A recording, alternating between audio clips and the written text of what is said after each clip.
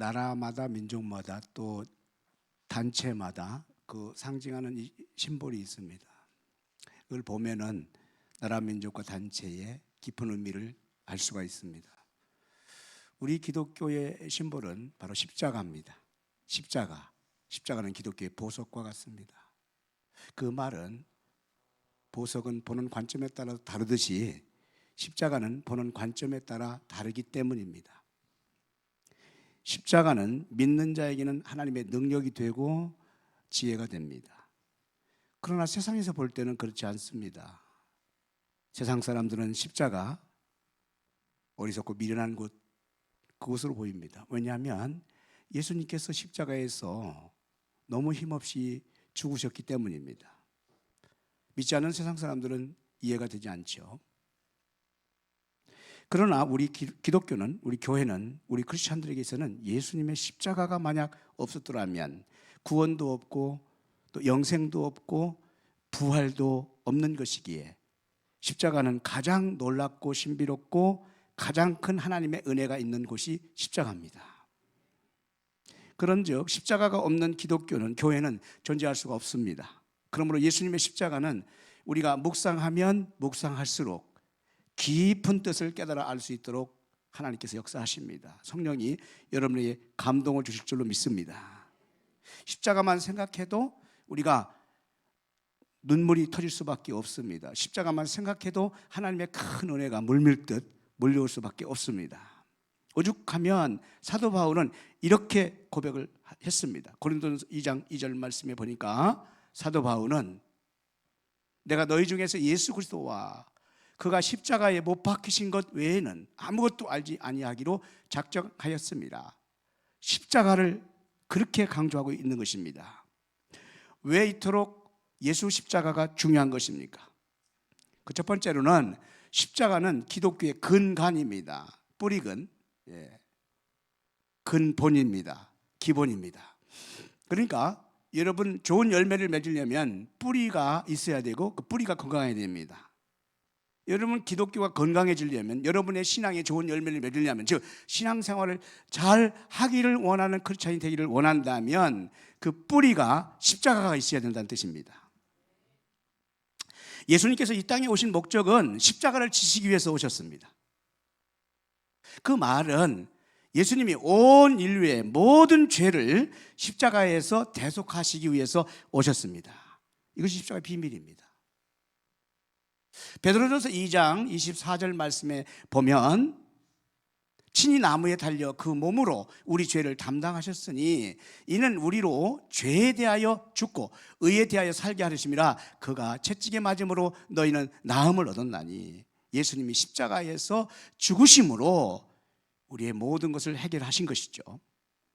이사야서 53장 4절로 6절은 더욱더 정확하게 주께서 예언해 주셨습니다. 이렇게 말씀하고 있습니다. 이사야서 53장 4절 말씀.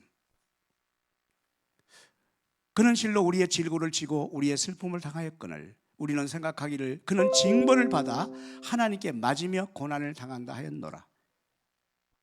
그가 찔림은 우리의 허물 때문이요 그가 상함은 우리의 죄악 때문이라.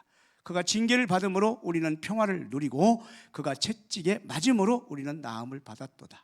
6절 말씀이 중요한데 다 같이 읽겠습니다. 우리는 다 양 같아서 그릇 행하여 각기 제 길로 갔거늘 여호와께서는 우리 모두의 죄악을 그에게 담당시키셨도다. 아멘. 첫사람 아담과 하와가 하나님의 거룩한 계획에서 실패했습니다. 그 말은 하나님의 주권을 부정하는 것이 절대 아니죠. 인간에게 자유의지를 주었다는 거예요. 우리는 로봇가 아닙니다. 하나님은 하나님의 주권으로 우리를 마음껏 주의하실 수 있고 인도할 수 있죠. 그렇지만 하나님은 하나님의 인격인 지정의 자유의지를 주었어요. 그래서 결국 첫사람 아담과 하와는 주님의 큰 계획을 실패했어요. 그래서 새로운 계획을 주님이 세웠습니다. 독생자 예수 그리스도를 이 땅에 보내시고 저주의 십자가, 그 진노의 십자가, 속죄의 제물 되기로 하신 것이죠. 죄로 형벌의 진노 중에 있는 인간을 구원하는, 인간에게 영생이라는 것을 다시 회복시키기 위한 길은 오직 십자가의 길밖에 없었습니다. 이것이 십자가의 신비예요. 그러므로 십자가는 속죄의 완성, 주님의 십자가는 속죄의 완성이에요. 속죄의 성취예요. 예수님께서 십자가에서 고난을 받으시고 흘리신 그 보혈이 예수님의 십자가의 피가 모든 장벽과 불신앙, 불순종, 즉 원죄입니다. 구원받을 수 없는 원죄를 근본적으로 해결해 주신 것입니다. 이것이 보혈의 능력이에요. 주의 보혈 능력이 있도다, 그의 피 믿으라고, 그래서 우리가 찬송하고 전하는 것입니다. 그러므로 예수님의 십자가가 없는 구원은 없습니다. 예수님의 십자가의 보혈이 없는 구원은 존재할 수가 없습니다. 놀랍죠? 아니, 너무나 평이하잖아요. 그것이 바로 창조주 하나님의 계획입니다. 성 프란체스카라고는 유명한 중세기 교부가 젊을 때 깊은 산중에 수도를 했습니다. 깊은 산중에서 수도하고 거기서 영적인 체험을 하고 은혜를 받고 내려와서 복음을 전해야 되겠다, 이런 결심을 했습니다. 이 수도원에서 이제 수도하면서 깊이 기도하는 가운데에 어느 날인데 아주 흰 옷을 입은 예수님이 나타났습니다. 그리고는 이렇게 예수님이 프란체스카에게 말하는 것입니다. 너는 더 이상 여기서 기도하지 말라. 다 됐으니까 너는 빨리 내려가거라. 그렇게 말씀하시는 거예요. 물론 프란체스카가 거기 올라온 지 얼마 안 됐죠. 너무 의아했습니다. 그러나 예수님이 나타나서 그렇게 말씀하니까 예, 예수님 알겠습니다. 그리고 보따리를 다 싸가지고 이제 하산하려고 하는데 그래도 원장님께 인사를 드리기 위해서 갔습니다. 그랬더니 수도원 원장님께서 아니 벌써 내려가느냐고, 어디서 벌써 내려가느냐고 이유를 묻자 바로 얘기했어요. 예수님이 내려가라고 했다, 기도 중에. 그런데 원장님이 생각할 때는 예수님 벌써 내려가라고 하시지 않았을 것이다 라는 감동이 왔어요. 그래서 그러면 일단 보따리 풀고 한 번 더 주님 앞에 기도하는 시간을 가져보십시오. 이번에 기도할 때 예수님이 또 나타나기 시간, 이렇게 한번 예수님께 여쭤보세요. 예수님께서 저를 위해 십자가에 달리셨던 그 손과 발의 그 못자국, 장의 그 허리자국, 그걸 좀 보여주십시오. 그러면 제가 내려가겠습니다. 이렇게 한번 예수님께 한번 여쭤보라고. 뭐 그거 못하겠습니까? 알겠습니다 하고 프란체스카가 다시 짐을 풀고 다시 기도했어요. 그러던 어느 날 다시 예수님이, 흰옷 입은 예수님이 나타나셨습니다. 나타나셨는데 이번에는 예수님께서 얼마나 화를 냈는지 몰라요. 화를 내시는 거예요. 프란체스카, 아니 아직도 안 내려갔단 말이야? 여기서 왜 이러고 있는 거야? 빨리 내려가, 내가 내려가라고 했잖아. 화를 내시는 거예요. 그때 침착하게 프란체스카가 원장님이 가르쳐준 대로 주님께 여쭙어요. 예수님, 저를 위해서 십자가에 씌었던 양손에 양발에 그 못자국 좀 보여주세요. 허리에 그 창자국을 좀 보여주세요. 그랬더니 예수님께서 보여주셔야 되잖아요. 그랬더니 그 흰옷 입었던 그 예수님이 온데간데 다 사라지고 그 자리에 아주 흉악한 마귀 사탄이 탁 나타난 겁니다. 그리고 잠시 후에 사탄도 사라졌어요. 여러분, 이게 이제 프란체스카의 일화 가운데 있는 내용인데 이게 뭘 반증하냐면 오늘 자칫 우리는 사탄 마귀에 속아서 신앙생활을 할 수가 있다라는 것을 말하는 거예요. 이게 무슨 말이냐면 십자가 없는 예수님 없습니다. 십자가 없는 교회가 되면 안 된다는 뜻이에요. 십자가 없는 성도의 신앙생활은 모르겠어요. 구원은 주님께 있으니까 안 된다는 뜻이에요. 그러나 여러분, 저와 여러분이 한번 면밀히 생각해 보세요. 현대교회 십자가가 있습니까 없습니까? 대답 잘 못하시잖아요 지금. 여러분, 우리가 십자가를 집니까 십자가를 회피합니까? 지고 있습니까? 여러분, 솔직히 십자가만 생각만 해도 감동이 됩니까? 십자가만 생각만 해도 여러분 은혜가 됩니까? 할렐루야. 우리 교회는 은혜로우니까 뭐 십자가 다 지시니까 그렇죠. 교회는 예수님의 십자가의 헌신과 희생과 고난과 보혈이 있는 곳입니다. 구원받은 성도는 반드시 예수님의 십자가가 있어야 되고 반드시 예수님의 십자가를 져야 합니다. 할렐루야. 안 지고 천국 가려고요? 그냥저냥 믿다가 주님 나라 가려고요? 아니, 세상 고난은 다 지면서 왜? 세상 고통은 다 여러분이 지고 있으면서 왜 예수님의 십자가는 안 지려고 합니까? 그렇잖아요.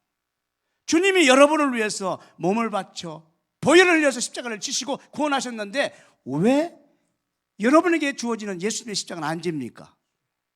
여러분이 믿음이 없다고 하면은, 아직 초신자라고 한다면은 그럴 수 있어요.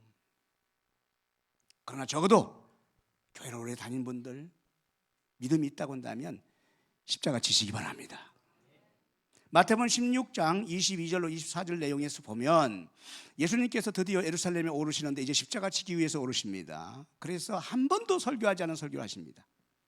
무슨 설교냐면, 내가 이번에 예루살렘에 올라가면 이제 잡혀서 대제사장과 바리새인들에게 고난을 받는데 십자가에서 고난받고 3일 만에 부활할 것이다, 이렇게 설교하세요. 그랬더니 베드로가, 이 성경의 사람 베드로가, 수제자에 있던 베드로가 예수님의 그 말씀을 듣고 예수님 앞을 가로막습니다. 주님, 십자가를 왜 지십니까? 십자가를 치지 마십시오. 십자가는 제가 지어야지요. 그건 틀린 말이었어요. 속에 있는 말이 아니었습니다. 그때 주님께서 이렇게 말씀하십니다. 사탄아, 물러가라. 사탄아, 내 뒤로 물러가라.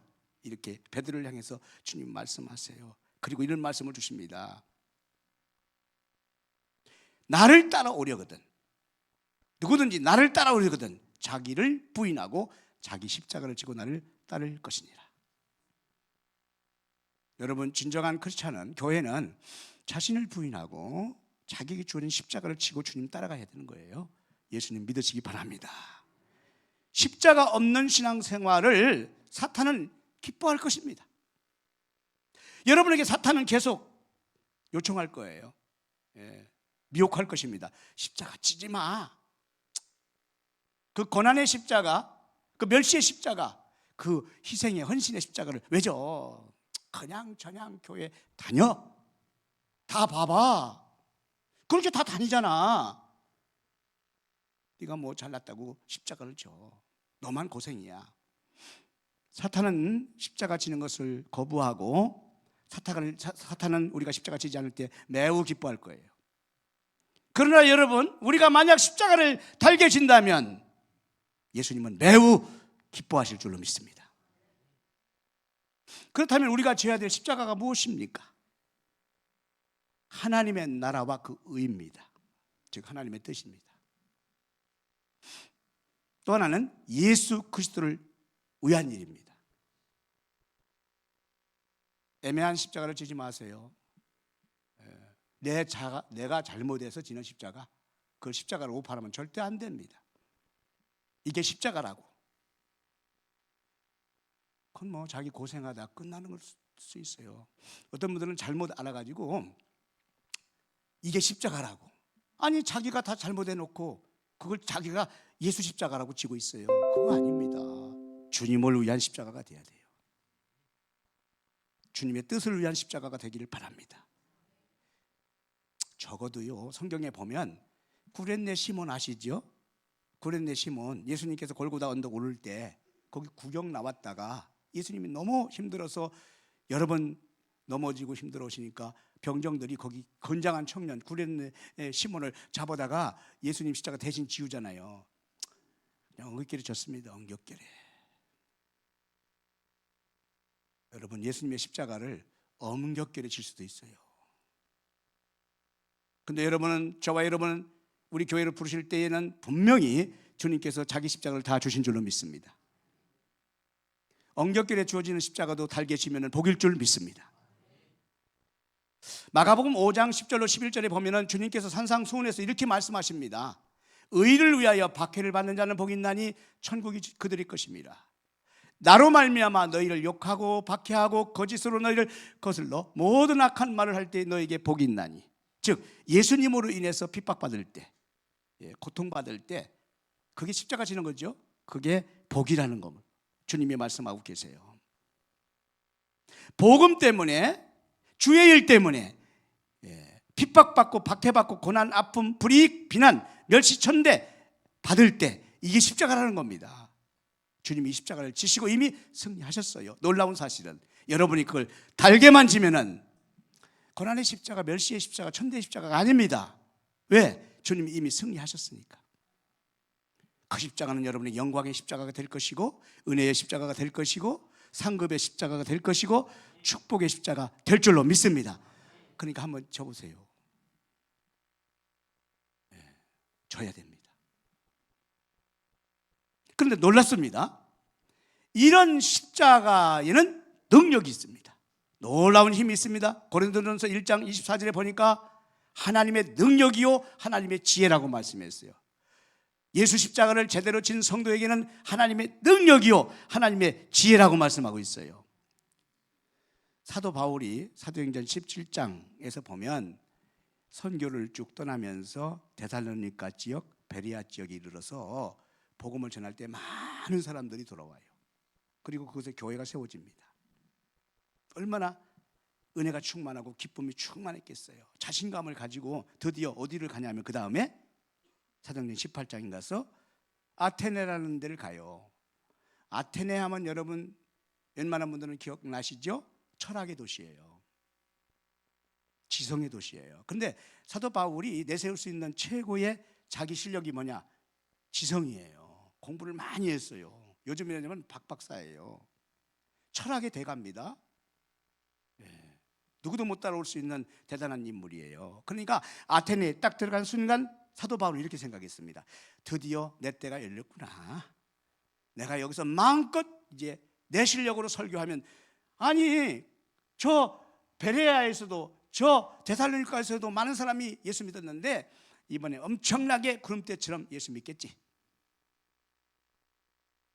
사도 바울이 그런 흥분을 가지고 아테네에 갔어요. 그리고 아테네 사람들에게 복음을 전하기 시작했어요. 어떻게 복음 전했을까요? 철학적으로, 논리적으로, 쩍 이렇게 더했어요. 많은 사람들이 자기와 소통이 될 줄 알았지만은 그러나 단 한 명도 예수 믿지 않았습니다. 아테네에서 교회를 세울 수가 없었습니다. 그 순간 얼마나 또 바울이 마음이 약해졌겠어요. 그리고는 드디어 모든 것을 다 실패하고 고린도로 갑니다. 고린도로 갈 때 사도 바울의 마음은 완전히 다운됐어요. 두려웠어요. 걱정됐어요. 자기가 마음껏 실력을 발휘할 수 있는 아테네에서 복음을 제대로 전파하지 못하고 교회도 못 세웠으니, 고린도 상업도시입니다. 내가 거기 가서 어떻게 복음을 전해?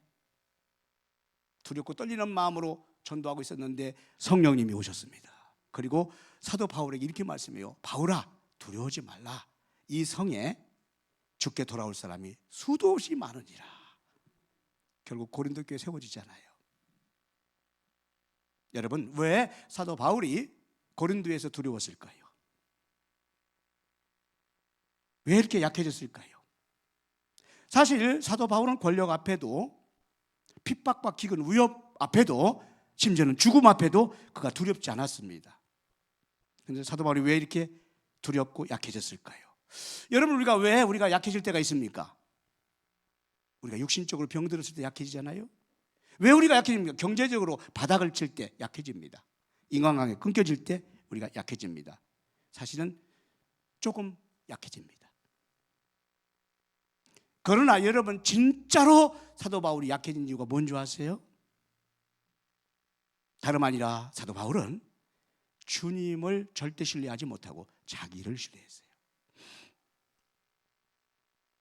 여러분, 그렇지 않니?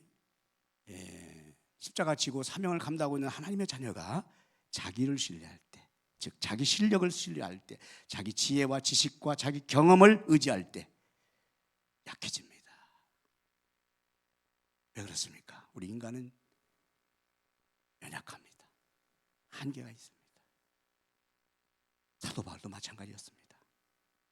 자, 고린도전서 2장 1절로 5절은 사도 바울이 완전한 새로운 변화를 가져온 다음에 주시는 메시지예요. 사도 바울은 사실상 다메섹에서 주님 만났죠. 그리고 모든 걸 다 내려놓고 주님을 따라간 게 아닙니다. 사실은 어떻게 여러분 처음 주님 만나가지고 모든 걸 배설물처럼 여기고 따라갑니까? 그런 인간이 누가 있겠어요? 그렇잖아요. 우리 인간은 하나 영적인 체험을 하고 사건과 환경 앞에서 변화되기 시작하고 또 변화하기 시작하고 이렇게 가는 거예요. 고린도에서 사도 바울은 사실 깨지는 겁니다. 모든 것을 새로워지는 거예요. 자, 고린도전서 2장 1절로 5절까지 사도 바울의 고백이 이렇게 되어 있어요. 형제들아, 내가 너희에게 나아가 하나님의 증거를 전할 때 말과 지혜에 아름다운 것으로 아니하였나니 내가 너희 중에서 예수 그리스도와 그가 십자가에 못 박힌 것 외에는 아무것도 알지 않기로 작정하였음이라. 내가 너희 가운데 거할 때 약하고 두려워하고 심히 떨었노라. 내 말과 내 전도함이 설득력이 있는 지혜의 말로 하지 아니하고 다만 성령의 나타나심과 능력으로 하여 너희 믿음이 사람의 지혜에 있지 아니하고 다만 하나님의 능력에 있게 하려 하였노라. 아멘. 무슨 뜻인가 알겠죠? 사도 바울이 자기 실력을 의지했을 때 대단한 인물 아니에요? 자기 지혜를 의지했을 때 결국 약해진 거예요. 두려워진 거예요. 왜? 그대로 되는 법이 어디 있습니까? 내 실력이 대단하지만 여러분 탄탄대로가 열려지는 것입니까? 내가 건강하다고 탄탄대로가 열려집니까? 내가 학력과 배경이 좋다고 해서 내 마음대로 세상에 살아갈 수가 있나요? 더군다나 하나님을 섬기는 일은 더 그렇지 않겠습니까? 지혜와 능력, 의지가 남아있을 때는 십자가의 능력을 경험할 수가 없다는 것을 사도 바울이 고백한 내용이 이 내용이에요. 그러므로 바울은 고린도전서 15장 31절에서 나는 날마다 십자가에 죽노라 그랬습니다. 한번 좀 과격한 말이지만 따라하겠습니다. 나는 십자가에 날마다 죽습니다. 할렐루야. 여러분 십자가에서 죽으면 새롭게 살아납니다. 십자가에서 죽으면 새로운 능력을 가지고 강한 힘으로 살아납니다. 갈라디아서 2장 20절에서 사도 바울이 그렇게 고백했습니다. 내가 그리스도와 함께 십자가에 못 박혔나니 그런즉 이제는 내가 사는 것이 아니요 오직 내 안에 그리스도께서 사시는 것이라. 이제 내가 육체 가운데 사는 것은 나를 사랑하사 나를 위하여 자기 자신을 버리신 하나님의 아들을 믿는 믿음 안에서 사는 것이라. 십자가에서 바울은 죽고 십자가로 다시 살아난 거예요. 오늘날 우리는 예수님의 십자가에 우리의 지혜와 실력과 교만과 의지, 경험을 죽이는 일이 필요합니다. 자기를 부정하고 자기 십자가 앞에서 겸손히 그 십자가를 지는 게 필요합니다. 여러분에게 그 은혜가 있기를 주의 이름으로 축복합니다. 십자가에서 내가 주님과 함께 죽고 다시 살아날 때 십자가의 능력, 십자가의 힘을 여러분은 경험하게 될 것이에요. 십자가는 장식품이 아니잖아요. 예수님이 지신 그 십자가는 나도 함께 지고 가야 될 십자가예요. 그 십자가에 나의 교만, 지혜, 자랑, 탐심, 나의 모든 연약함, 나의 추한 것까지도 거기에 죽여야 돼요.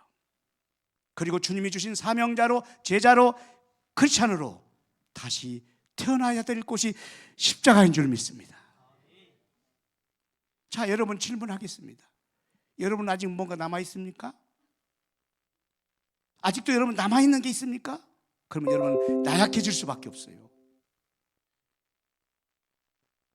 남아있는 것이 있다. 아직도 여러분의 지혜를, 지식을, 실력을, 배경을, 학벌을, 여러분의 건강을, 체력을, 자녀를, 여러분의 직업과 신분과 지위, 명예와 권력을 아직도 붙잡고 있다면 조금이라도 십자가의 놀라운 그 능력은 우리를 통해서 나타나지 않습니다. 바울은 세 가지 결단했습니다. 하나는 예수님을 구주로 고백합니다. 두 번째는 전생애에 복음 전할 것을 고백합니다. 세 번째, 십자가 외에는 나는 내려놓겠습니다. 사도 바울이 바보입니까? 미련합니까? 아니었잖아요. 대단한 실력자 아닙니까? 십자가 하나로만 족하다. 왜? 십자가가 최고의 능력이니까 그렇습니다. 모든 연약함과 두려움을 이겨낼 수 있는 능력이 십자가입니다. 그렇습니다. 예수님이 그 십자가로서 인류를 구원한 거 아니에요? 그러므로 예수님의 십자가만이 최고, 최강, 최대의 능력이요, 지혜요, 힘이 되는 줄로 믿습니다. 오직 십자가만이 나 자신을 이길 수 있는 것이에요. 나의 고집과 이기심과 교만, 탐욕, 불신앙, 불순종, 부족함, 연약감까지도 오직 이겨줄 수 있는 곳이 십자가인 줄 믿으시기를 축복합니다. 여러분 모두가 그러므로 주님 주신 십자가 앞에 회피하지 말고, 변명하지도 말고, 외면하지도 말고 십자가 그냥 지세요. 달개지시기 바랍니다. 십자가로 가까이 나가시기 바랍니다. 할렐루야. 두 번째, 십자가는 하나님의 용서와 화해와 사랑이 확증된 곳입니다. 그러므로 교회는 예수님의 십자가의 고난과 부활과 희생과 헌신, 화해와 사랑이 꼭 있어야 됩니다. 십자가로 풀지 못할 용서와 화해와 사랑은 없습니다. 예수님이 십자가를 지셨기 때문이에요. 십자가 앞에서는 모든 원수와 대적자 소멸되게 돼 있어요. 십자가의 능력입니다. 모든 담이 허물어집니다. 사랑과 용서가 회복되는 역사가 임하게 될 줄로 믿습니다. 에베소서 2장 14절로 18절에서 보면 기독교는, 교회는, 크리스찬은 십자가 때문에 용서할 수 있다고 고백해요. 십자가 때문에. 십자가가 없었더라면 도저히 용서할 수 없어요. 십자가가 없었더라면 도저히 화해할 수가 없어요. 서로 하나 될 수가 없어요. 이게 교회입니다. 서로 간 환경이 다르고 배경이 다르고 생각이 다른데 교회 안에서 서로 양보하고 화합합니다. 서로 간 연합합니다. 하나 된 공동체를 만들어 갑니다. 그래서 교회는 십자가가 필요해요. 십자가가 있어야 됩니다. 연합회도 마찬가지입니다. 포만 헐줄게 연합회? 그걸로 되는 게 아닙니다. 이번에 여러분 역사적으로 내포 기독교연합회, 홍성 기독교연합회, 예산 기독교연합회, 세 연합회가 합쳐가지고 우리 교회에서 다음 주에 이단 세미나예요. 왜 그렇게 하겠습니까? 이단이 강력하게 교회를 위협하고 있거든요. 그래서 세계연합회가 하는 거예요. 그런데 연합회 안에 십자가 없으면 헐만 연합회가 되는 거예요. 누군가가 헌신하고 십자가를 지시고 희생하고 양보하고 이해하고 필요한 거예요. 십자가는 폰만 있는 게 아닙니다. 교회에도, 개교회도 마찬가지고 개인도 마찬가지예요. 우리 교회가 십자가가 있기를 바랍니다. 우리 교회가 이 지역에 연합하는 십자가가 있기를 바랍니다. 이 충남을 살려내는 십자가가 있기를 바랍니다. 우리가 십자가 앞에 헌신하면 되는 거예요.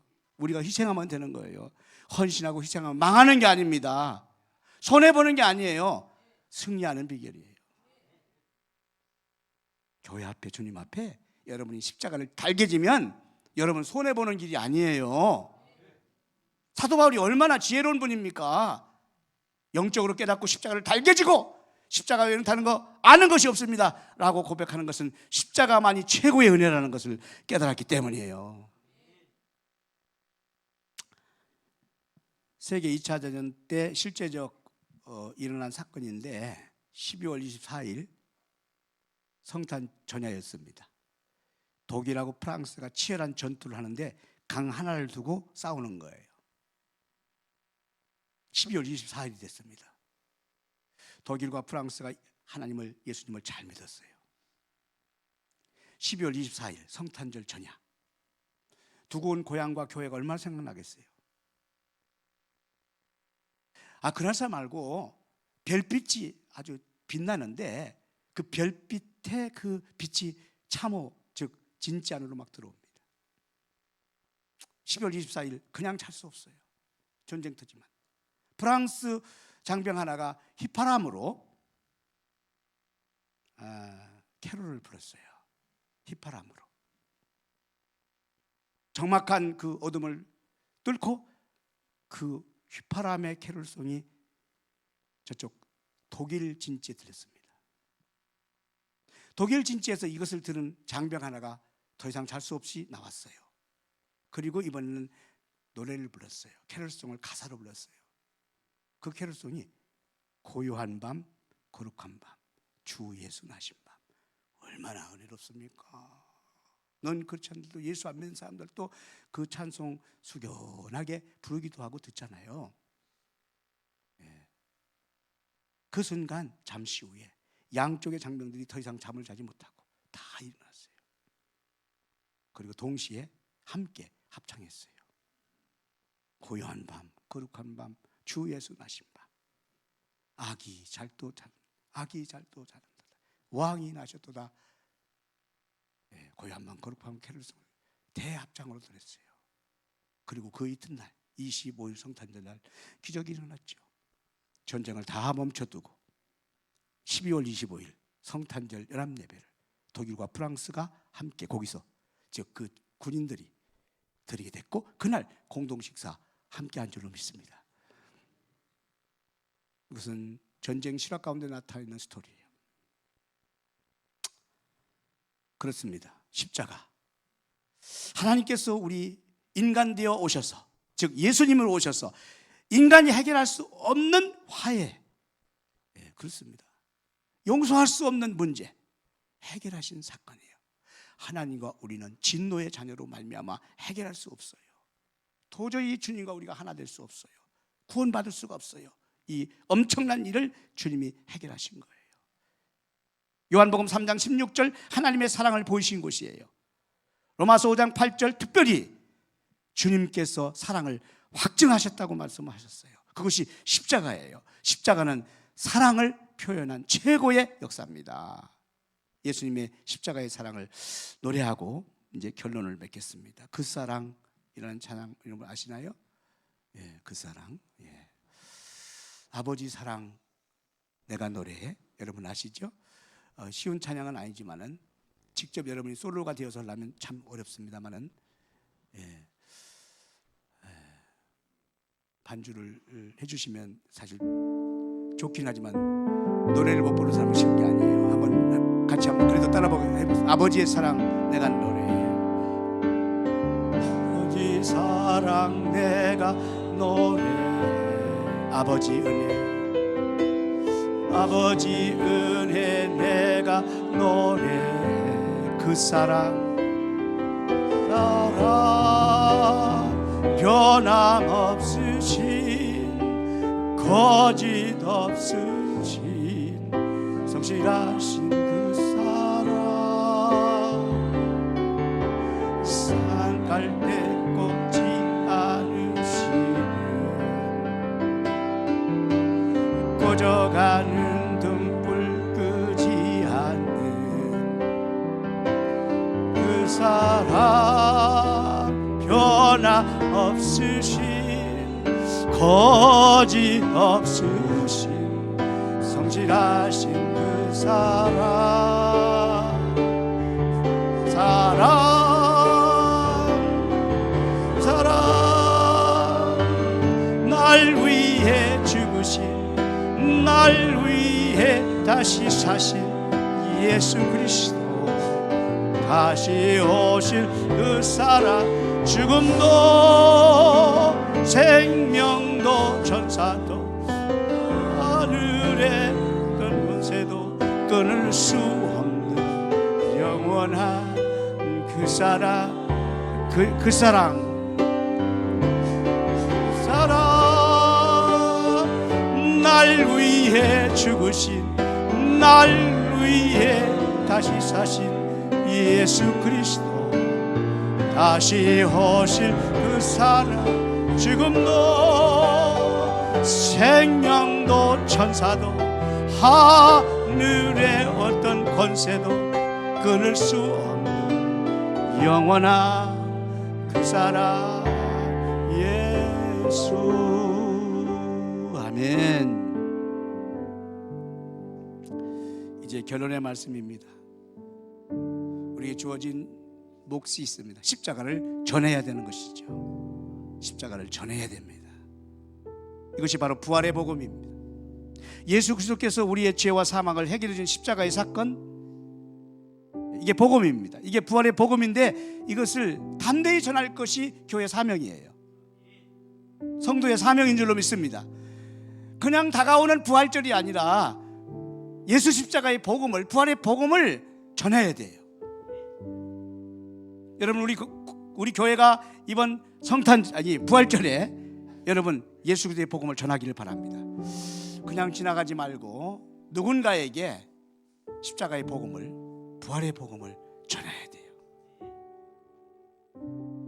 사도 바울을 본받아야 됩니다. 사도행전 20장 24절 말씀에 보면은 사도 바울은 이런 고백을 했습니다. 복음을 전하는 데 있어서 사명을 감당해서 내 생명을 조금도 존귀하게 여기지 않는다. 끝까지 복음을 전할 것이다. 사도 바울의 고백처럼 결국 로마에 가서 복음을 전했기 때문에 오늘 우리가 부활의 복음, 십자가의 복음을 받게 된 것입니다. 사도 베드로 역시였습니다. 사도행전 4장 20절에 보면은 내가 보고 들은 것 말하지 않을 수 없다. 감옥에 갇혔지만은 예수 복음의 증인이 된 거예요. 다가오는 부활절 2주 남았는데, 그리고 한 주는 고난주간입니다. 여러분, 크리스찬으로서 우리 교회가 십자가를 깊이 묵상하고 부활의 복음을 입술만 열면 되는 거예요. 전하시기 바랍니다. 여러분 가족 중에 예수 믿지 않는, 아직도 부활의 복음, 십자가의 복음 앞에 돌아오지 못한, 구원받지 못한 영혼이 있다면 그냥 전하세요. 우리 이웃들에게 전하세요. 이번 부활절에 복음의 능력이 나타나길 바랍니다. 십자가가 자랑이길 바랍니다. 부활의 역사가 우리 교회를 통해서 이 내포와 충남에 펼쳐지기를, 여러분이 십자가를 달게 지고 주님께 동참하는 부활절이 되기를 주의 이름으로 간절히 축원합니다. 기도하겠습니다. 하나님 아버지, 영원한 생명을 주신 것을 감사합니다. 그러나 예수님께서 십자가를, 고난의 십자가, 희생의 십자가, 눈물의 십자가, 아픔의 십자가, 저주와 비난과 핍박과 박해의 십자가를 달게 지셨기 때문이었습니다. 오늘 우리가 주님이 주신 십자가를 달게 지고 갈 때 부활의 복음이 있고 구원의 역사, 영생의 역사가 펼쳐지는 줄로 믿습니다. 이제 우리가 고난주간을 맞이하고 부활절을 맞이하면서 주님 주신 십자가를 달게 지고 부활의 복음, 십자가의 복음을 담대하게 전파하는 사도 바울과 같이, 베드로와 같이 승리케 하여 주시옵소서. 살아계신 예수 그리스도 이름으로 기도하옵나이다. 아멘.